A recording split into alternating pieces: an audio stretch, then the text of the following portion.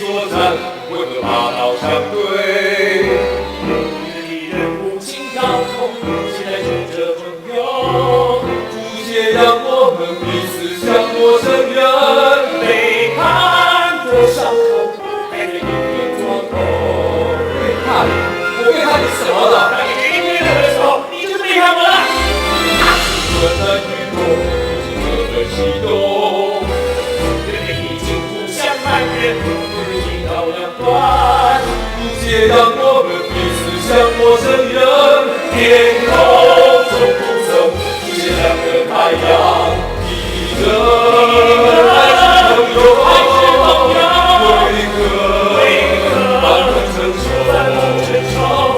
像人家一家子，每天的作业时间，不会让我们距离更遥远。